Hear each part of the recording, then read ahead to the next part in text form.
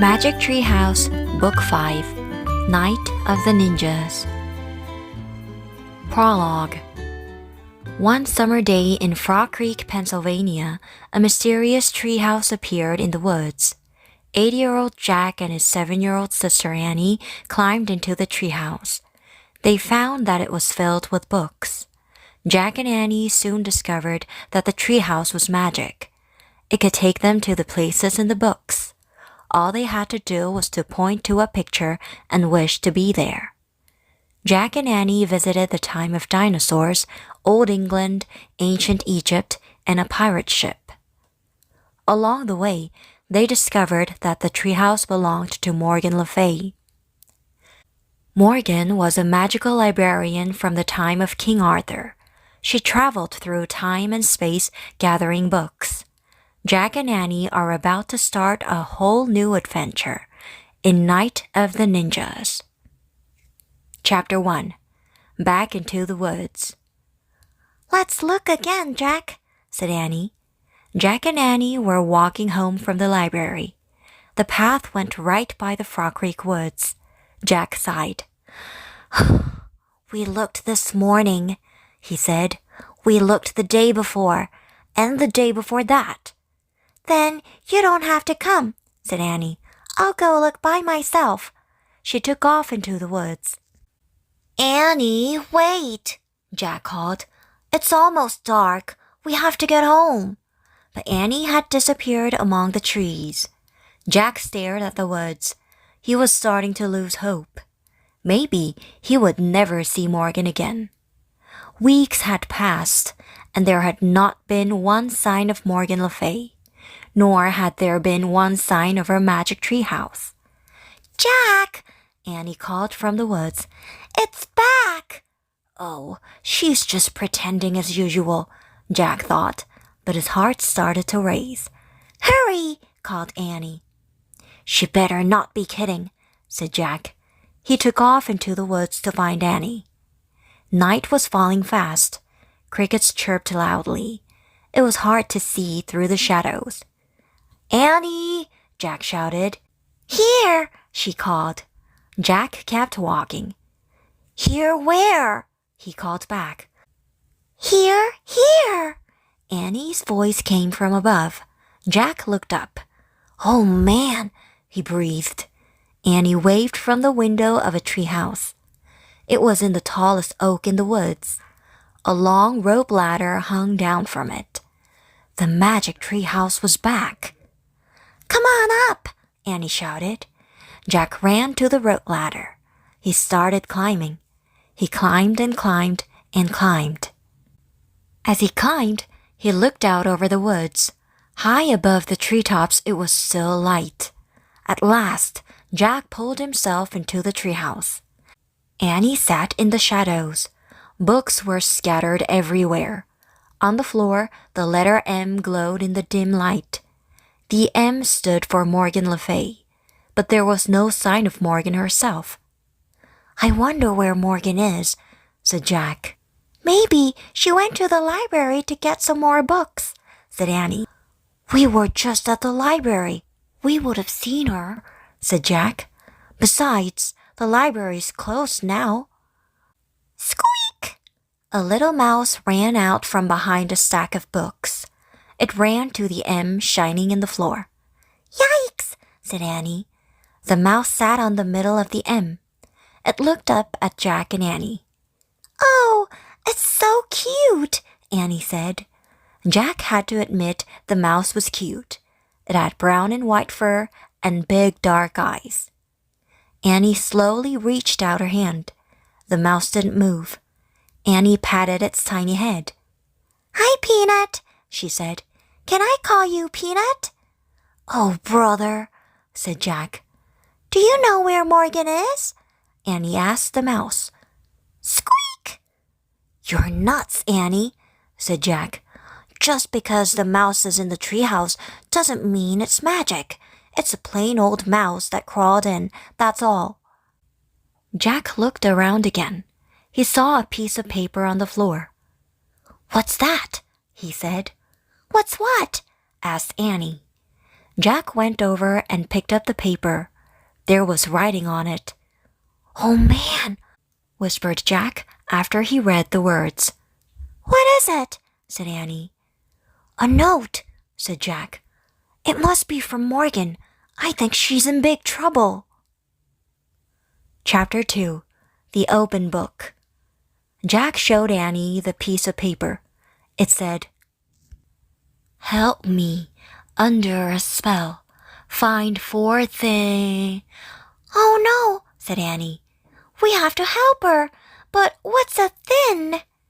"Maybe she was trying to write things," said Jack. "See how the end sort of runs off the page?" "Maybe the spell was starting to make her disappear or something," said Annie. "Right," said Jack. "I wonder if she left any other clues." He glanced around the treehouse. "Look!" Annie pointed at a book in the corner.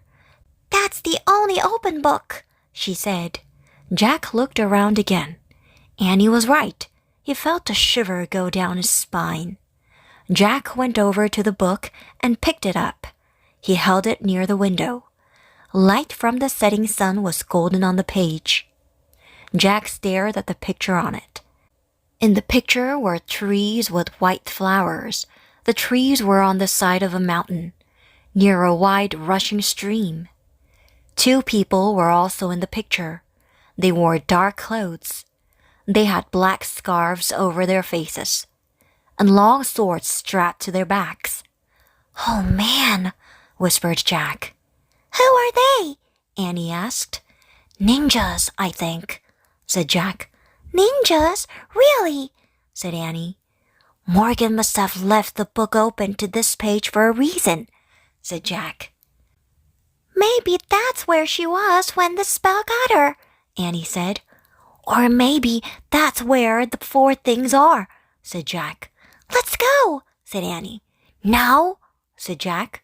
"Yes, Morgan's in trouble. She needs us now," said Annie. "But we should read this book first," said Jack, "so we'll be prepared." "Forget it," said Annie. "Every minute counts." She grabbed the book from Jack. "Give it back," he said. "We have to find out about this place." Annie held the book out of reach. "We'll find out when we get there," she said. "We don't even know where there is," Jack said. But Annie pointed at the picture. "I wish we could go here," she said. The leaves of the oak tree began to shake. "Squeak!" "Don't be scared, Peanut," said Annie. She scooped up the mouse. Then she put it in the pouch of her sweatshirt. The wind began to blow. It blew harder and harder. The treehouse started to spin, faster and faster. Jack squeezed his eyes shut. Then everything was still, absolutely still, except for the sound of rushing water. Chapter 3. Ee-hi! Jack opened his eyes. Annie was already looking out the window. The mouse peeked out of her pouch. Jack looked out the window, too. The air was fresh and cool. The treehouse was in a tree with white flowers. The tree was in a grove of trees on the side of a mountain. Nearby, a wild stream rushed downhill. 2 ninjas were standing on rocks near the water. They were staring at the valley below. One ninja was tall. The other was short. They wore black pants and shirts. They had black scarves around their heads and swords strapped to their backs. It was exactly like the picture in the book. Jack crouched below the window. "Be careful," he whispered. "Don't let them see you." "Why not?" Annie whispered back.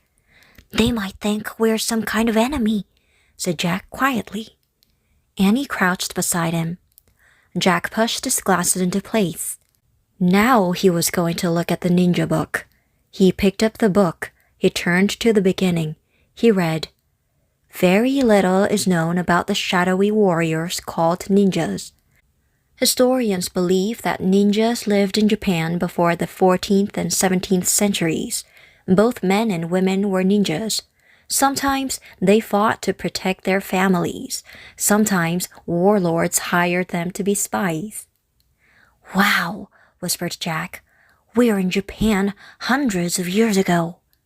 Jack opened his backpack. He pulled out his notebook and pencil. He liked to take notes. He wrote, Ninjas were warriors in old Japan. Jack, whispered Annie. They're looking up. I think they know we're here. Jack peeked over the windowsill. His eyes met the dark eyes of the tall ninja. "Ee-hi!" the ninja cried. He dashed toward the tree. The other ninja followed. Oh no, said Annie. We've got to go, Jack said. Where's the Pennsylvania book? He and Annie looked around wildly. But where was the book about Pennsylvania? It had the picture of the Frog Creek woods in it. Jack and Annie couldn't get home without it. It's not anywhere, cried Annie. We've got to do something fast, said Jack. Pull up the ladder. He and Annie grabbed the top of the rope ladder. They pulled the ladder into the treehouse. But the tall ninja leaped at the tree trunk. Then he started climbing up the tree. The short ninja followed. They climbed just like cats. Jack and Annie huddled in a corner. The ninjas climbed into the treehouse. Neither one made a sound. Chapter 4. Captured. The ninjas pulled iron bands off their hands. The bands had spikes like claws on them.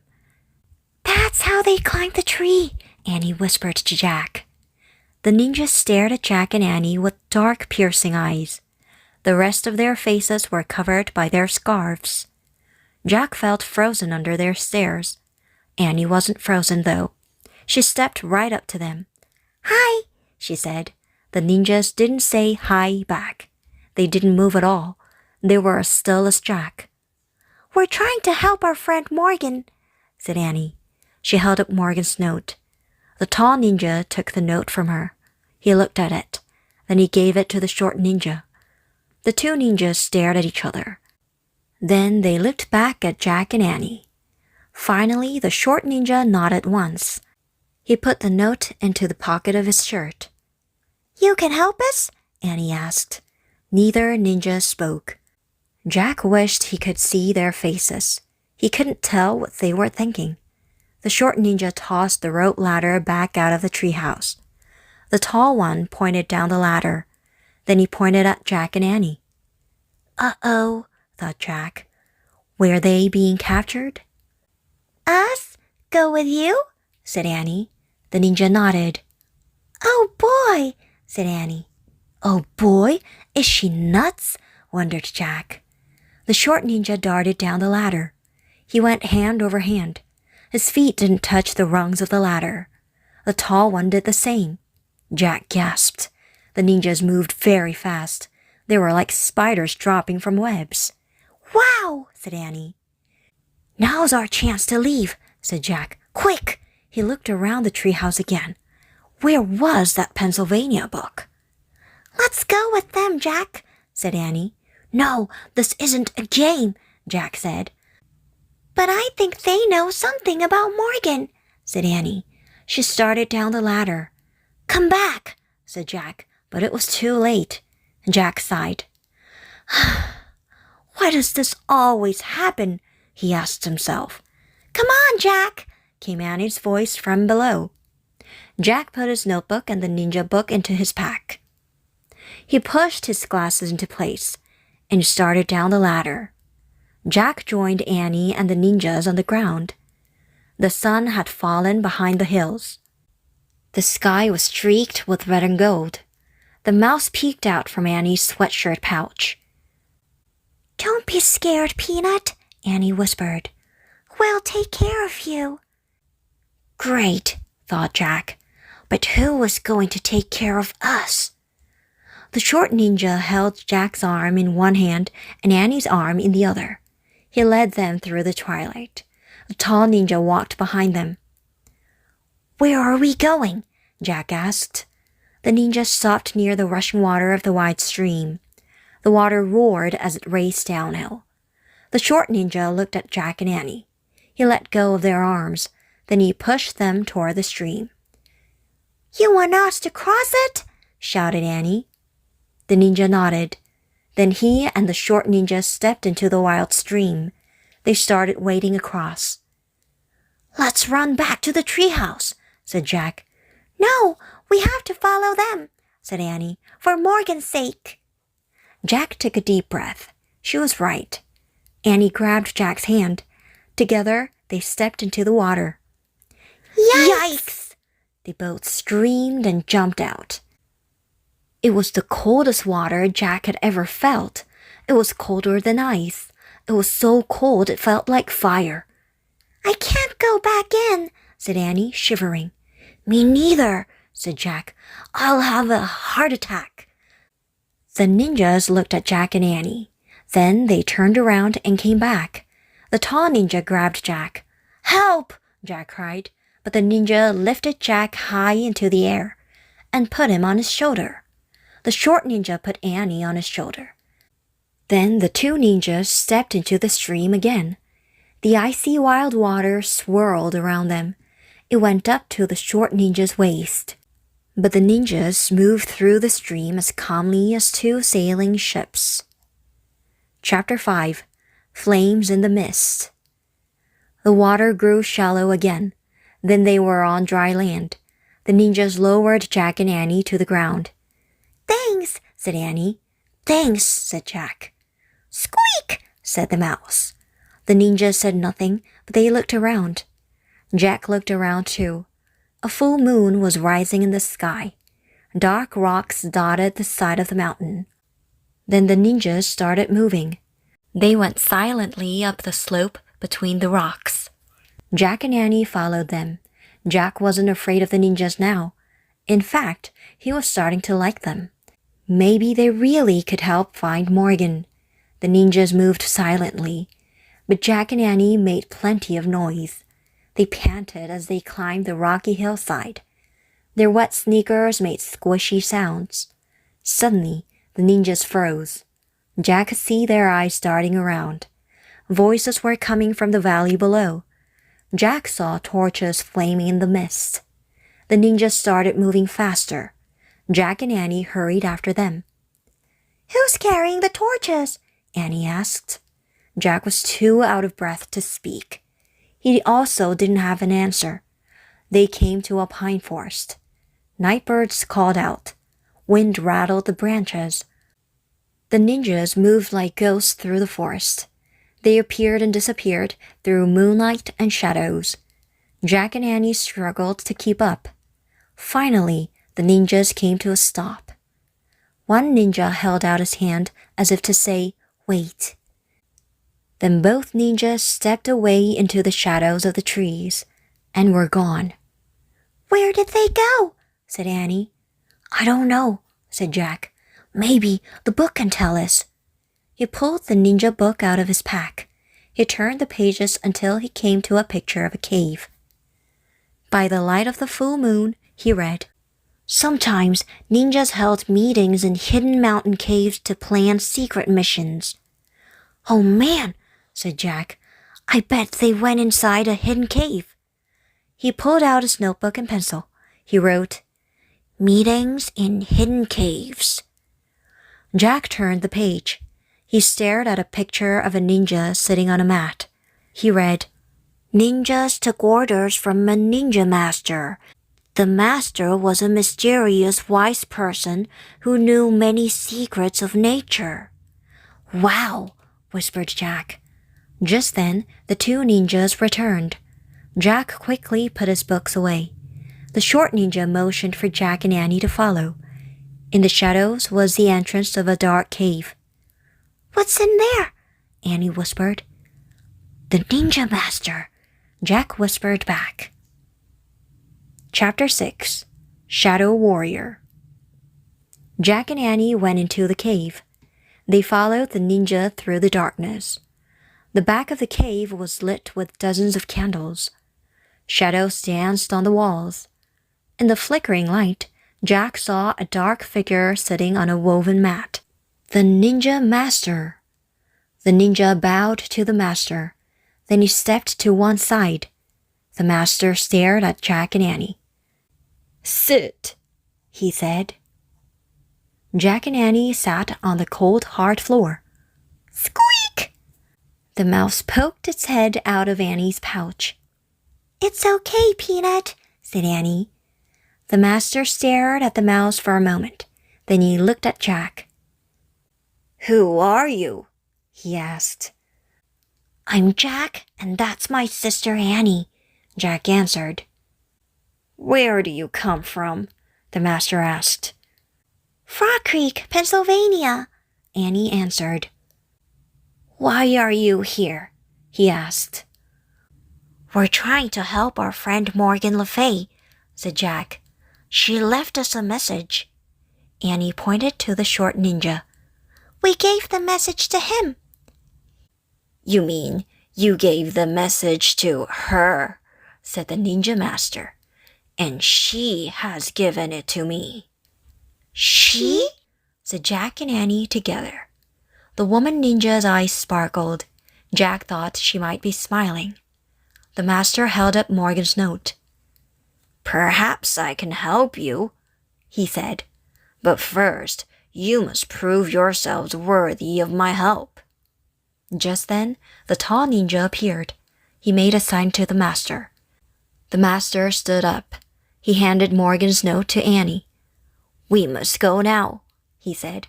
"The samurai are close." "Samurai?" said Jack. He knew that the samurai were fierce Japanese fighters. "Were they the ones in the valley?" Jack asked. "The ones with the torches?" "Yes, our family is at war with them," said the master. "We must leave before they find us." "But what about helping Morgan?" said Annie. The master strapped on a sword. "I have no time now," he said. "I must go." "Can we go with you?" said Annie. "No, there is no place for you where we are going. You must find your way back to your house in the trees." "Alone?" said Jack. "Yes, you must go alone, and beware of the samurai." "Why?" said Jack. "They will think you are one of us," said the master. "They will ask you no questions. They will show you no mercy." "Yikes," whispered Annie. "But you have seen the way of the ninja. You can practice it yourselves now," said the master. "How?" said Jack. "Remember 3 things," said the master. "What?" said Jack. "Use nature, be nature, follow nature." "I can do that," Annie said. Jack looked at her. "You can?" he said. The master turned to Jack. "Your treehouse lies to the east. That is the way you must go," he said. "How?" wondered Jack. "How do we find the east?" Before he could ask, the master bowed. Then he disappeared into the shadows. The 2 ninjas led Jack and Annie out of the cave into the moonlight. The tall one pointed at the pine forest. Then they too disappeared into the darkness. Jack and Annie were all alone. Chapter 7. To the East. Jack and Annie stood still for a long moment. Annie spoke first. "Well, I guess the tall ninja was pointing to the east," she said. "I guess that's the way we go." "Wait," said Jack. "I need to write some stuff down." He took out his notebook. In the moonlight, he wrote, 1. Use nature. 2. Be nature. 3. Follow nature. "Look, Jack," whispered Annie. "Do I look like a ninja?" He looked at her. She had pulled her sweatshirt hood over her head and tied the strings tightly. She did look like a ninja, a very small one. "Good idea," Jack whispered. He pulled his hood up too. "Okay, let's go," said Annie. Jack put his notebook away. Then he and Annie headed east into the woods. They slipped between the trees, and more trees, and more trees. All the trees looked the same. Jack got confused. Were they still going in the right direction? Wait, he said. Annie stopped. They both stared at the woods around them. do you think we're still going east? Asked Jack. I guess so, Said Annie. We can't just guess, said Jack. We have to know for sure. How do we do that? Said Annie. We don't have a compass. Just then, the master's words came back to Jack. The ninja master said to use nature, he said. How do we do that? Said Annie. Wait, I remember something. Jack closed his eyes. He remembered something in a camping book. Now, what was it? He opened his eyes. I've got it. First, we need a stick, he said. Annie picked up a stick. Here, she said. Great, now we just need a space with moonlight, said Jack. There, said Annie. They moved into a moonlit space between the shadows. Now push the stick into the ground, Jack said. Annie pushed the stick into the ground. The stick's shadow looks like it's more than 6 inches, said Jack. What do you think? It looks like it, said Annie. Okay, then that means the shadow's pointing east, said Jack. Neat, said Annie. So that way is east. Jack pointed to a new direction. At least I hope it is. We're real ninjas now, said Annie. Yep, said Jack. Maybe we are. Come on. They took off, heading east, they hoped. Soon they were out of the pine woods and walking down the rocky mountainside. They moved slowly from rock to rock. Finally, they rested against a giant rock. Let's check our direction again, said Jack. Annie stuck another stick into the dirt. There, he said. He pointed to the shadow on the ground. That way. Annie peeked over the rock down the mountain. Yikes, she said softly. Jack looked too. His heart nearly stopped. There were flames of fire coming up the mountain. The samurai. Jack and Annie ducked behind the rock. Squeak, said the mouse. Quiet, Peanut, said Annie. Jack reached into his pack. He pulled out the ninja book. I hope something in here can help us, he said. Jack flipped through page after page until he found what he was looking for. It was a picture of warriors wearing bamboo armor. They were holding swords. He read, The samurai were fierce Japanese fighters. They carried 2 swords to cut down their enemies. Annie tapped Jack on the shoulder. Jack looked at her. She pointed up the mountain. A figure was coming down toward them. He was very near. In the moonlight, his bamboo armor was shining.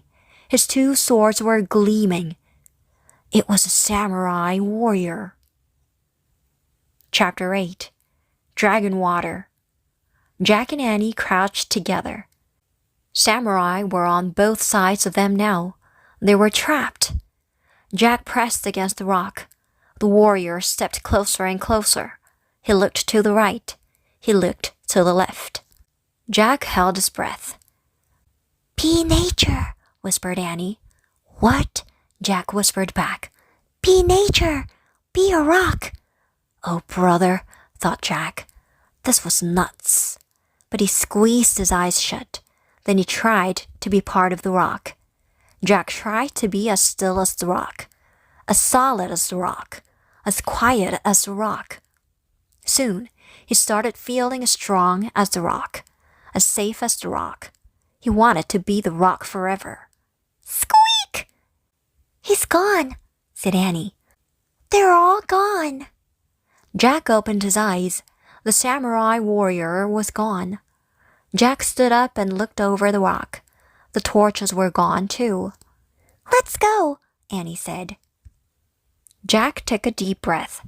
He felt great. He was getting more and more like a ninja every minute. Maybe even like a ninja master. East, he said. And they went east, down the mountain between the rocks, until they came to the wide icy stream. The water seemed even wilder than before. I don't see the treehouse, said Annie. Jack looked across the stream to the dark grove of trees. Moonlight shone on their pale flowers. But where was the treehouse? I don't see it either, said Jack. We have to cross the water first, then we'll try and find it. The water was crashing and rushing over the rocks. Squeak! The mouse peeked out from its pouch. Don't be afraid, said Annie. She patted the mouse's little head. Be like us. Be like a ninja too. Let's go, Jack said. He took a deep breath and stepped into the stream. The icy water swirled up to his knees. The current knocked him over. Jack grabbed some weeds. He held on tight as water swirled around him. He was freezing to death. Jack! Annie grabbed Jack's arms. She helped him back onto the bank. That was close, said Annie. Jack wiped his glasses. Luckily, they hadn't fallen off in the water. Are you okay? said Annie. Not really, said Jack, his teeth chattering. He was chilled to the bone. We'll never get across, said Annie. We'll drown if we try. Or freeze to death, said Jack. He pulled off the hood of his sweatshirt. He didn't feel much like a ninja anymore. Annie pulled off her hood too. She sighed. What can we do? She said. Squeak! Peanut climbed out of Annie's sweatshirt pouch and leaped onto the ground. The mouse scampered away. Peanut, come back, Annie called. No, said Jack. We have to follow Peanut. Why? asked Annie. We have to do what the master said, said Jack. Follow nature. Oh, right, said Annie. Follow Peanut. But where is Peanut? In the moonlight, Jack saw the little mouse. It was running through the grass along the stream. There, he cried. Come on. Annie hurried after Jack. Jack hurried after Peanut. They ran beside the rushing waters. A moonlit branch had fallen across a narrow part of the stream. It touched both shores. The mouse was running over the branch. Peanut's going over a bridge, said Annie. She started to follow. Wait, cried Jack. We can't go on that branch. It's too small. It'll break. Chapter 9. Mouse Walk. The mouse vanished into the tall grass on the other side of the stream. Jack and Annie stared at the tree branch. We have to try to cross it, said Annie. We're supposed to follow nature. Forget it, said Jack. It's too little. It'll crack in a second. Maybe if we pretend we're mice, we can do it, said Annie. Oh, brother, said Jack. Not again. If you could be a rock, you can be a mouse, said Annie. Just be teeny and light and fast. Jack took a deep breath. We have to, said Annie. Okay, Jack said.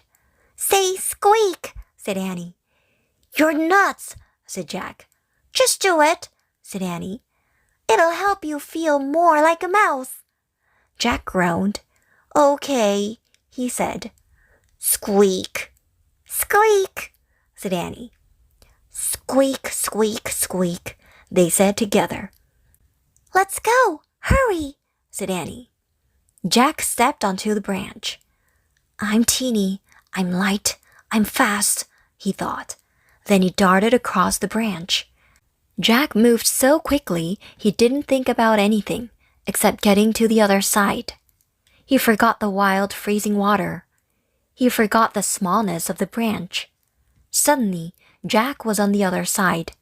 Suddenly, Annie was right beside him. They laughed and fell together into the grass. See, the branch didn't break, said Annie. I guess it was big enough, said Jack. I guess we just had to think the right way. The peanut way, said Annie. Yeah, said Jack, smiling. He felt great. He was still wet from his fall into the stream, but he didn't mind anymore. Jack pushed his glasses into place and stood up. Okay, now we just have to find the treehouse, he said. No, we don't, said Annie. She pointed up. The treehouse was outlined against the moonlit sky, high in a tree, surrounded by white flowers. In the distance came the sound of voices. Then Jack saw flames. The samurai are coming back, said Jack. We have to go. Where's Peanut? Said Annie. We can't leave Peanut. We have to, said Jack. The voices of the samurai were getting closer. So were their torches. Come on, Jack said. He grabbed Annie's hand. He pulled her toward the rope ladder. Oh, Jack, she said sadly. Go, go. Annie started up the rope ladder. Jack followed. He felt sad, too. He liked that little mouse now. He liked it a lot. They climbed up and up. Just before they got to the top, Jack heard it. Squeak!